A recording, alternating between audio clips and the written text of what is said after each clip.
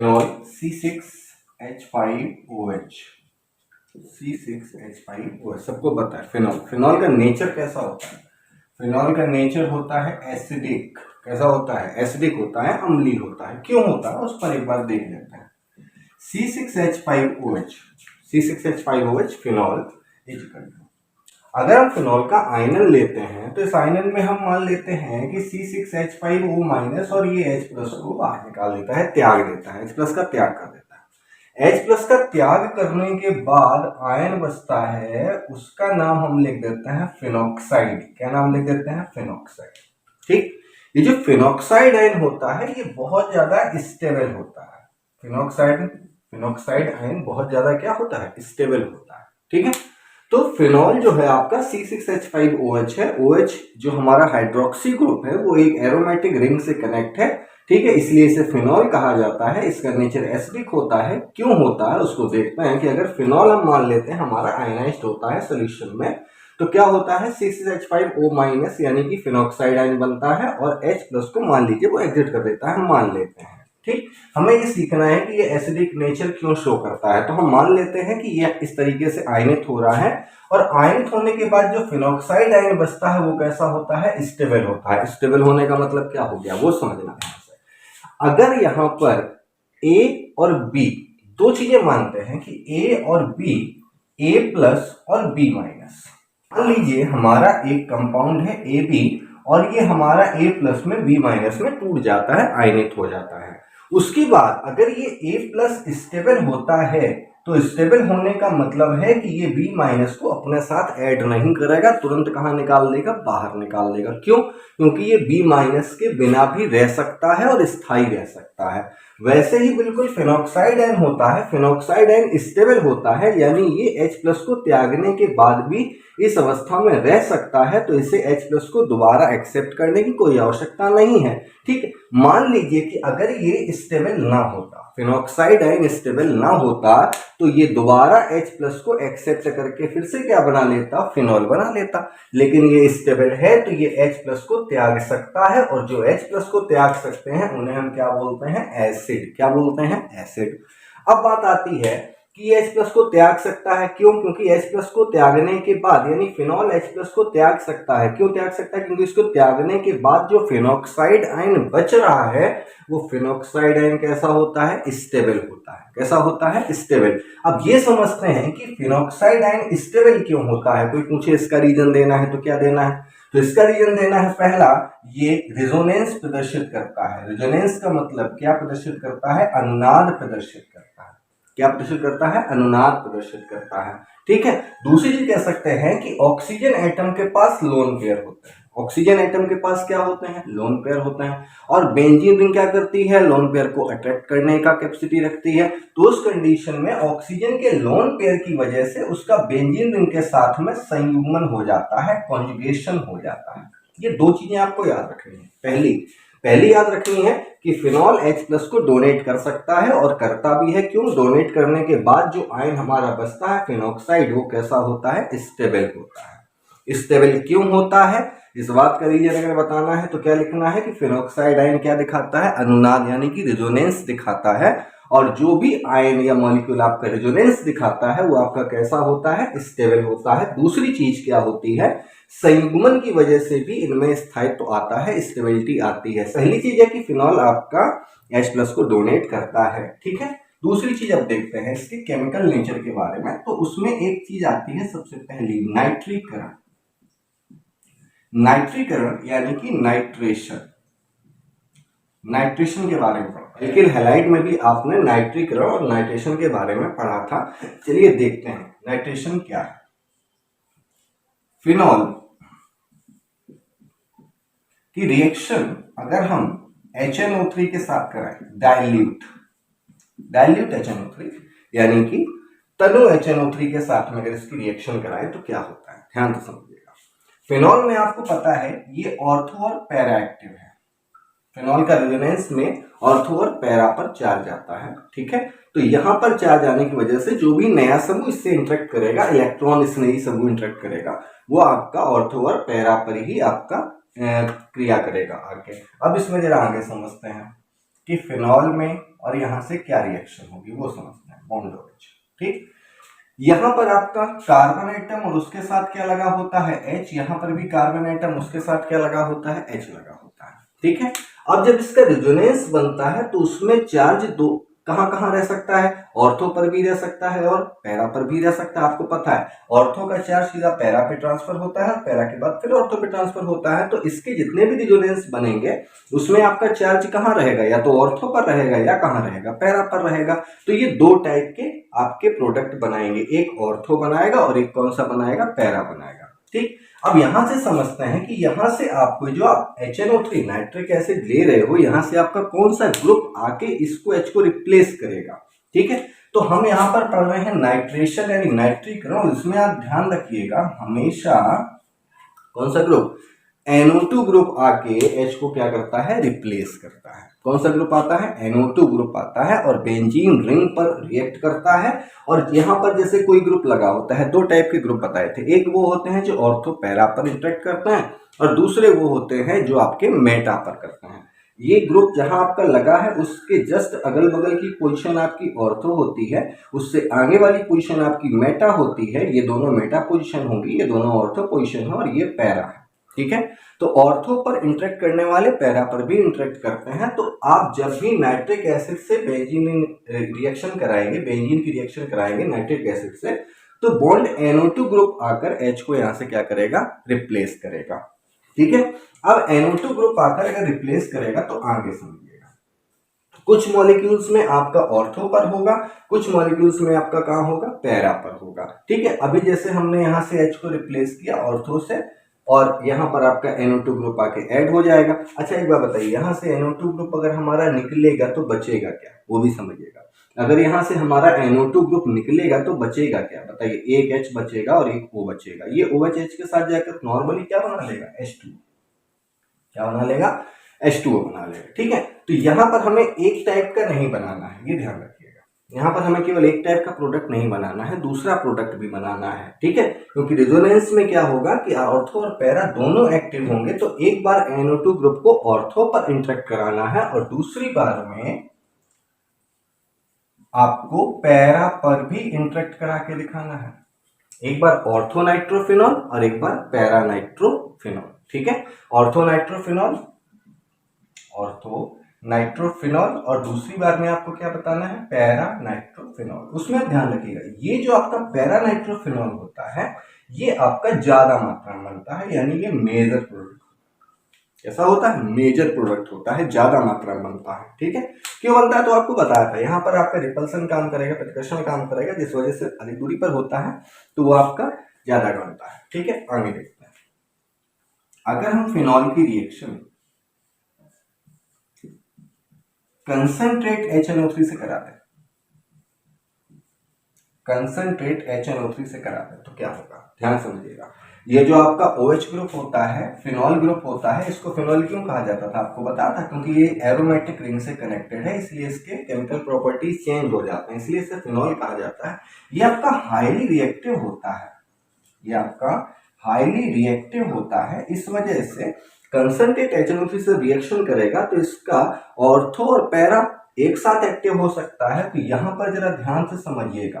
ठीक है, यहां पर अगर हमारा फिनॉल ग्रुप लगा हुआ है तो इसके लिए ऑर्थो पोजीशन कौन कौन सी है, जो है हमारा, यहाँ पर ध्यान रखिएगा, जो आपका बॉन्ड OH होता है ये हाईली रिएक्टिव होता है, हाईली रिएक्टिव होगा। अगर कंसंट्रेट HNO3 से रिएक्शन कराएंगे तो क्या होगा, इसके दोनों ऑर्थो और ये पैरा एक साथ एक्टिव हो जाते हैं, क्योंकि OH कैसा होता है, हाईली रिएक्टिव होता है, इसलिए एक साथ एक्टिव हो जाते हैं और आपका जो नाइट्रेशन होगा वो तीनों ग्रुप पर एक साथ हो जाएगा, तीनों ग्रुप पर एक साथ, तीनों जगह पर एक साथ हो जाएगा। ठीक है, 3 H आपके रिप्लेस हो जाएंगे, कहां कहां से रिप्लेस होंगे, ये भी आपका ऑर्थो से, यहां से भी आपका ऑर्थो से रिप्लेस हुआ और यहाँ कहां से रिप्लेस होगा, पैरा से। तो हमें यहाँ पर बैलेंसिंग के लिए कितने मॉलिक्यूल लेने पड़ेंगे, 3 मॉलिक्यूल लेने पड़ेंगे। ठीक है, यहाँ से यहाँ पर जो रिएक्शन आपकी ऑर्थो पर और पैरा पर अलग अलग हो रही है डाइल्यूट HNO3 के साथ, आपकी कंसंट्रेट HNO3 के साथ में वही रिएक्शन आपकी ज्यादा एक्टिव में आके तीनों जगह एक साथ हो जाती है। तो ये क्या बनता है, ये बनता है 2,4,6।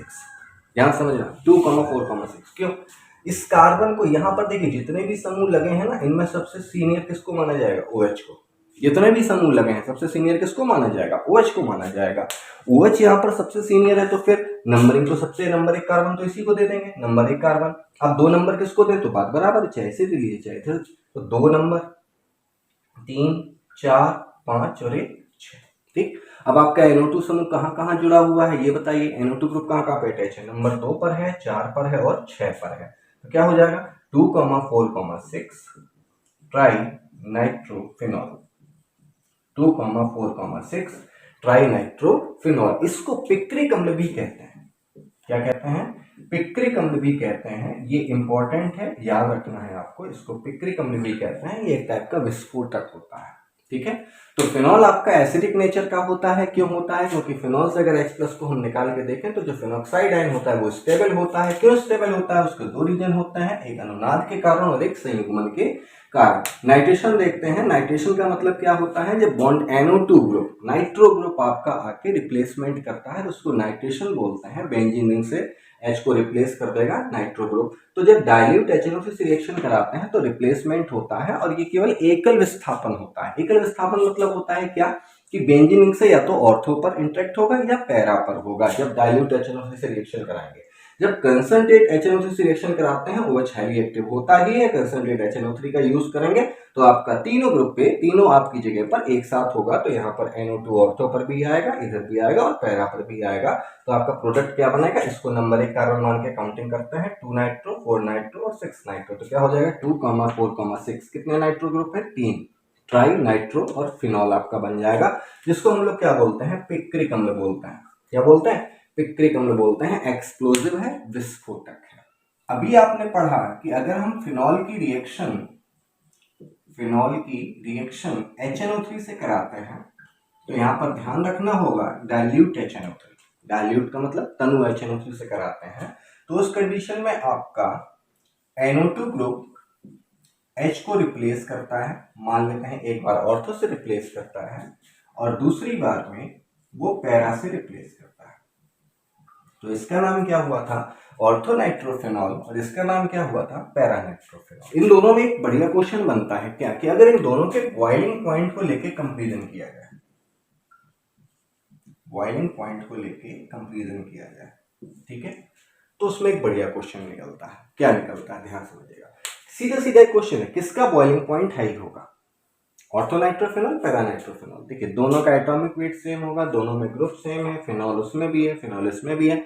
चेंजमेंट केवल किसका है? पोजीशन का। ऑर्थो नाइट्रो का और पैरा नाइट्रो का। चीजें सारी सेम है। तो फिर बॉइलिंग पॉइंट के ऊपर बात करते हैं, किसका बॉइलिंग पॉइंट हाई होगा, किसका बॉइलिंग पॉइंट लो होगा, उस पर बात करता है। तो जरा इसमें ध्यान से देखिएगा, आपका जो ऑर्थो नाइट्रोफिनॉल है, ortho nitrophenol bond N, double bond O, single bond O, ये मान चलते हैं। डोनेट O भी लगा होता है, उससे भी मतलब नहीं रखना, ठीक है। और बॉन्ड O, बॉन्ड H, ठीक। ध्यान देखिए, ऑर्थो नाइट्रोफिनॉल में दोनों ग्रुप आपके एक दूसरे के पास में है, ठीक है। पैरा नाइट्रोफिनॉल में दोनों ग्रुप आपके दूर हैं। तो इसमें बनाते हैं एक बार bond N, double bond O, donate O भी मानते हैं, हम स्ट्रक्चर में जा रहे हैं तो हम सिंगल बॉन्ड शो कर रहे हैं।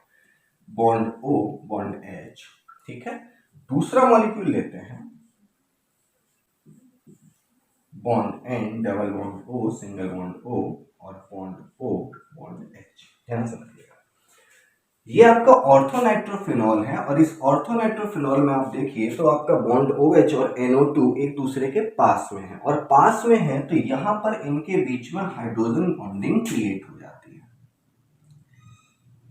कौन से बंध बन जाते हैं? हाइड्रोजन बंध बन जाते हैं। ध्यान समझिएगा, बॉन्ड OH में आपको पता है H आपका डेल्टा पॉजिटिव होगा और ये आपका O नेगेटिव होगा, तो इनके बीच में एक हाइड्रोजन बॉन्डिंग हो जाती है। लेकिन इस हाइड्रोजन बॉन्डिंग में ध्यान रखिए, ये हाइड्रोजन बॉन्डिंग उसी मॉलिक्यूल के साथ में बन रही है। मतलब एक मॉलिक्यूल में ही दो ग्रुप लगे हुए हैं, एक OH है और एक क्या है? NO2 है, और उनके बीच में ही क्या हो रहा है? Hydrogen bonding. यहाँ पर जरा ध्यान से समझिएगा, यहाँ पर हाइड्रोजन बॉन्डिंग हो रही है, NO2 और OH के बीच में हो रही है, लेकिन ध्यान से समझिए दो अलग अलग मॉलिक्यूल्स के बीच में हो रही है, ठीक है। यानी एक में अंतर आणविक हाइड्रोजन बंध है, दूसरे में अंतरा आणविक हाइड्रोजन बंध है। ठीक है, एक में अंतर आणविक हाइड्रोजन बंध है, दूसरे में कौन सा है, अंतरा आणविक, इंटरमॉलिक्यूलर है, एक इंट्रामॉलिक्यूलर है। अब इसमें क्या है कि इसमें हाइड्रोजन बॉन्डिंग है, लेकिन इसमें एक मॉलिक्यूल दूसरे मॉलिक्यूल से हाइड्रोजन बॉन्डिंग से कनेक्ट नहीं हो रहा है। ध्यान समझना, इसमें उसी मॉलिक्यूल के दो ग्रुप के बीच में हाइड्रोजन बॉन्डिंग हो रही है, जबकि इसमें दो अलग अलग मॉलिक्यूल्स के बीच में क्या हो रही है, हाइड्रोजन बॉन्डिंग हो रही है। एक आदमी अगर उसको पानी से बचना, आंधी से बचना है, तो क्या करेगा, तो वो अपने पास में किसी और चीज को पकड़ के खड़ा होना, हवा के प्रभाव को कम करने के लिए। अब वो खुद को ही पकड़ के खड़ा हो जाएगा, तो उस कंडीशन में क्या होगा, उसको कोई स्टेबिलिटी नहीं मिलेगी ना। तो यहाँ पर ये मॉलिक्यूल खुद को ही मजबूती से पकड़ा रहा है। भाई बॉइलिंग पॉइंट हाई कब होगा, बॉइलिंग पॉइंट हाई तब होगा ना जब आप किसी दूसरे मॉलिक्यूल के साथ अटैच होंगे, ठीक है, तो आपके बीच में अट्रैक्शन क्या होगा, बढ़ेगा। अब ये इसके ग्रुप इतने पास पास में है कि ये हाइड्रोजन बॉन्डिंग अपने ही मॉलिक्यूल में शो कर लेते हैं, ठीक है, जबकि यहाँ एक मॉलिक्यूल दूसरे मॉलिक्यूल के साथ, तो यहाँ पर जितने भी मॉलिक्यूल होंगे सब एक दूसरे के साथ क्या हो जाएंगे, अटैच हो जाएंगे, ठीक है। तो यहाँ पर जो होता है वो आपका अंतरा आणविक हाइड्रोजन बंध होता है। कौन सा होता है, अंतरा आणविक हाइड्रोजन बंध होता है, जबकि इसमें आपका कौन सा होता है, अंतर आणविक हाइड्रोजन बंध होता है। कौन सा होता है, अंतर आणविक हाइड्रोजन बंध होता है, ठीक है। तो इसमें जो है ना सभी मॉलिक्यूल्स एक दूसरे को मजबूती से पकड़ लेते हैं, इसलिए इसका आपका बॉइलिंग पॉइंट क्या होता है, हाई। किसका बॉइलिंग पॉइंट होता है, पैरा नाइट्रोफिनॉल्स का, ठीक है, क्योंकि इसमें मॉलिक्यूल्स अदर मॉलिक्यूल के साथ हाइड्रोजन बॉन्डिंग करते हैं, और इसमें मॉलिक्यूल्स आपस के ग्रुप में ही क्या कर रहे हैं, हाइड्रोजन बॉन्डिंग कर रहे हैं, अदर मॉलिक्यूल्स के साथ में उतनी हाइड्रोजन बॉन्डिंग शो नहीं कर रहे हैं। आगे देखते हैं फिनॉल का हेलोजनीकरण, हेलोजिनेशन क्या होता है। फिनॉल को हम रिएक्ट कराते हैं Br2 के साथ में, ब्रोमीन के साथ में रिएक्ट कराते हैं। आपको पता है फिनॉल रिएक्शन कहाँ करेगा, या तो ऑर्थो पर करेगा या कहाँ करेगा, पैरा पर करेगा, दो ही जगह रिएक्शन करेगा, ठीक है। तो फिनॉल को अगर हम ब्रोमीन के साथ रिएक्ट कराते हैं तो सबसे पहली चीज समझिएगा, जब भी आप एरोमेटिक में हेलोजिनेशन में आते हैं, हेलोजनीकरण में आते हैं, तो आपको कुछ लुईस एसिड की आवश्यकता होती है। कुछ आपको लुईस एसिड चाहिए, जैसे AlCl3 चाहिए या FeBr3 चाहिए, इस टाइप की चाहिए, ठीक है, जो इसे पोलराइज्ड करता है। इसे क्या करता है, पोलराइज्ड करता है, ध्रुवित कर देते हैं, ठीक है। ये चीज ध्यान रखना, जब भी आप एरोमेटिक केमिस्ट्री में आते हैं और उसमें हेलोजिनेशन टॉपिक में आते हैं, तो जब आप किसी भी एरोमेटिक कंपाउंड की हेलोजन से रिएक्शन कराएंगे तो उस रिएक्शन में आपको कुछ न कुछ लुईस एसिड की आवश्यकता पड़ेगी, क्योंकि ये इसे पोलराइज्ड करते हैं, उसके बाद रिएक्शन आपकी आगे चलती है। अब यहाँ पर जरा समझिएगा कि इस रिएक्शन में फिनॉल के लिए जब रिएक्शन करता है तो हमें लुईस एसिड की कोई आवश्यकता नहीं होती है। ध्यान समझिएगा, लुईस एसिड की कोई आवश्यकता नहीं होती है, यानी रिएक्शन आपकी AlCl3 या FeBr3 की प्रेजेंस में, यानी इनके प्रेजेंस की कोई आवश्यकता नहीं है, बिना इनके भी ये रिएक्शन हो जाएगी। क्यों हो जाती है, तो उसके लिए आपको क्या लिखना पड़ेगा, बॉन्ड OH आपका हाईली रिएक्टिव होता है। क्या होता है, हाईली रिएक्टिव होता है, यानी सक्रियता ज्यादा होती है, ठीक है। उच्च सक्रियता के कारण, किसके कारण, हिंदी मीडियम वाले ध्यान रखना भैया, किसके कारण, उच्च सक्रियता के कारण, ठीक है। उच्च सक्रियता के कारण इस रिएक्शन में आपको ये लुईस एसिड AlCl3 वगैरह लगाने की कोई आवश्यकता नहीं है, बिना इनके भी रिएक्शन हो जाएगी, ठीक है। तो मानते हैं अब रिएक्शन क्या होती है। अब ये ज्यादा एक्टिव है तो क्या करते हैं, तो हम यहाँ पे थोड़ा सा कम चीजें ले जाते हैं, जो मतलब कम पोलैरिटी वाले हमारे चीजें हैं उनका यूज करते हैं, जैसे क्लोरोफॉर्म का यूज कर लेते हैं या कार्बन डाइसल्फाइड का यूज कर लेते हैं। इनकी पोलैरिटी थोड़ी सी क्या होती है, कम होती है, तो इनको हम यूज करते हैं। तो उसके बाद क्या होता है, ये इसको कंट्रोल करता है, इसकी जो हाईली रिएक्टिव है ना, उच्च सक्रियता, इसको कंट्रोल करता है। भाई ज्यादा रिएक्शन नहीं करनी, थोड़ी थोड़ी करनी, कम करते हैं। तो फिर ये बेचारा क्या करता है, बोले ठीक है अब ये लोग आ रहे हैं, इनकी पोलैरिटी क्या होती है, कम होती है, OH की सक्रियता तो बहुत ज्यादा है, लेकिन ये लोग इसकी सक्रियता को क्या कर देते हैं, कम कर देते हैं। तो ये रिएक्शन केवल आपका सिंगल प्रतिस्थापन दिखाएगी, मोनो प्रतिस्थापन। तो आपको वही करना है, एक बार कहां से दिखाना है, ऑर्थो से, ठीक है। भाई कुछ मॉलिक्यूल्स होंगे रिजोनेंस में तो ऑर्थो से करेंगे, कुछ कहां से करेंगे, पैरा से करेंगे, दो ही जगह इसकी एक्टिविटी होती है। तो एक बार ऑर्थो से दिखा दिया, एक बार कहां से दिखा दिया, पैरा से दिखा दिया, ठीक है। ये आपका ऑर्थोब्रोमोफेनॉल, ये क्या हो गया आपका ऑर्थोब्रोमोफेनॉल, और ये क्या हो गया पैरा, पैरा पोजीशन, ये आपकी मेन पोजीशन हो गई, ये ऑर्थो, ये मेटा, और ये पैरा, पैराब्रोमोफेनॉल, आपके दो कंपाउंड बन जाते हैं, ठीक है। अब यहाँ पे ध्यान समझिएगा, एक ऑर्थोब्रोमोफेनॉल में आता है और दूसरा किस में आता है, पैराब्रोमोफेनॉल में आ जाता है। दूसरा समझिएगा, अगर हम इनका तो कोई जरूरत ही नहीं, वो तो कहता है भाई, फिनॉल कहता है कि हम खुद इतने एक्टिव हैं, मेरी सक्रियता खुद इतनी ज्यादा है कि हमें इस लुईस एसिड की कोई आवश्यकता नहीं है। तो हमने कहा भाई अगर इतनी सक्रियता ज्यादा है तो फिर क्या करें, तो कहता है कि हम तो अगर रिएक्शन करेंगे तो तीनों जगह एक साथ कर देंगे। बोला मतलब, बोला अगर आप ब्रोमीन वाटर से रिएक्शन कराते हो, किससे रिएक्शन कराते हो, ब्रोमीन वाटर से रिएक्शन कराते हो तो क्या होगा, ध्यान समझना। बोला और तो पैरा एक साथ, जैसे अभी नाइट्रिफिकेशन में हुआ था ना, 2 4 6 तीनों एक साथ रिएक्ट कर जाएंगे, ठीक है। यानी कि अभी तो केवल सिंगल प्रतिस्थापन हो रहा था, मोनो आपका यहाँ पर जो है ना एक ही एच हटा रहा था, अब की बात तीनों कर देगा। क्यों कर देगा, तो ये भी ध्यान रखना है, वही चीज भैया, सक्रियता कैसी होती है, ज्यादा होती है, तो तीनों जगह से, यहाँ से भी और यहाँ से। अब इसका नाम क्या बनेगा, पहले नाम बताओ। तो ये तो हो गया नंबर 1 कार्बन, ये number 2 carbon, number 3, number 4, number 5 और नंबर 6। तो आपका बी आर कहाँ कहाँ लगा हुआ है, 2 पे लगा हुआ है, 4 पे लगा हुआ है, 6 पे लगा हुआ है, तो नाम क्या हो जाएगा 2, 4, 6 ट्राई, 2, 4, 6 ट्राई, यानी 3 क्या लगे हुए हैं आपके, ब्रोमीन, और आगे क्या हो जाएगा फिनॉल, ठीक है। तो उसमें ध्यान रखना, अगर ये नहीं लगाएंगे तो क्या होगा, तो कंट्रोल कर रहे हैं कि भाई तीनों जगह क्रिया मत करो, पता है तुम्हारी सक्रियता बहुत ज्यादा होती है, ठीक है, इसीलिए हमने कम ध्रुवीय विलायकों का प्रयोग किया है, जिनकी मतलब ध्रुवता कम होती है, ऐसे विलायकों की प्रेजेंस में हम रिएक्शन करा रहे हैं, इनकी तो कोई आवश्यकता ही नहीं है, वो इतना ज्यादा एक्टिव है कि इनकी ये तो सपोर्ट देते हैं, जैसे कोई बेंजीन रिंग आती है वो रिएक्शन करती है, हेलोजिनेशन होता है तो इसको सपोर्ट करता है, लेकिन इसको सपोर्ट की कोई जरूरत नहीं, इसको तो उल्टा कम करना पड़ रहा है कि भाई इनकी उपस्थिति में क्रिया करानी है, तो ये क्या कहता है चलो ठीक है एक ही एक जगह कर देता है, और जैसे ही इनको आप हटाओगे नॉर्मल रिएक्शन होगी तो आपकी तीनों जगह एक साथ रिएक्ट कर जाएगा, ठीक है। अच्छा और ध्यान रखना, जैसे Br2 से रिएक्शन हो रही है तो यहाँ से H निकलेगा, Br के साथ जाकर क्या बना लेगा HBr। यहाँ आपको कितने मॉलिक्यूल्स चाहिए, 3 मॉलिक्यूल्स, ध्यान समझिएगा कितने मॉलिक्यूल्स चाहिए, 3। आपका एक H यहाँ से निकलेगा, एक H यहाँ से रिप्लेस होगा, एक H यहाँ से रिप्लेस होगा।